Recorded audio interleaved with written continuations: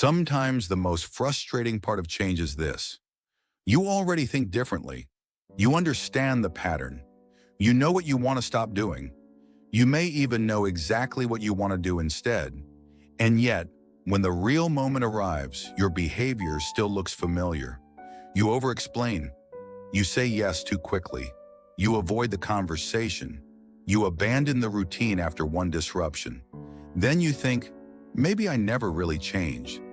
But that conclusion may be too fast. Awareness can change before behavior becomes reliable. You can understand a pattern before you have practiced a different response enough times for it to feel available. That gap matters. Because if you interpret every old response as proof that nothing changed, you turn behavior into a verdict instead of information. You said yes again. That matters. But it does not automatically prove I am still someone who cannot set boundaries. You avoided the conversation again. That is real data, but it does not have to become, this is just who I am. A behavior tells you what happened in one situation.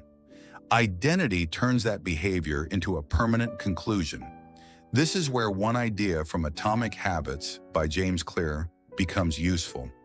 The book connects repeated behavior with identity, not because one action proves who you are, but because repeated actions create evidence. This insight is not a summary of the book.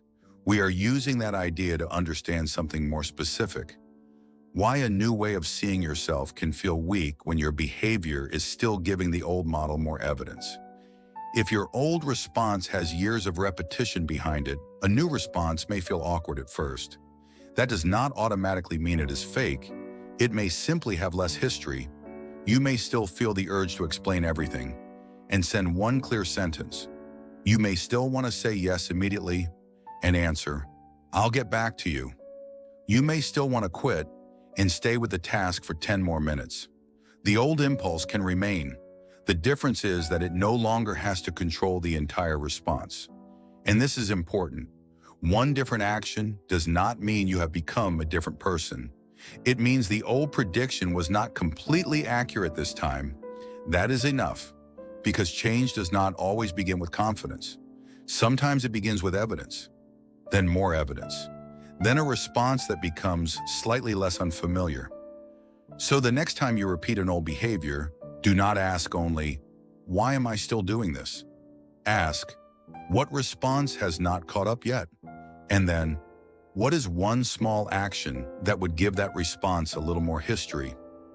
Your behavior may not have caught up with everything you already understand, but that does not mean it never will. Be prosperous from the inside out.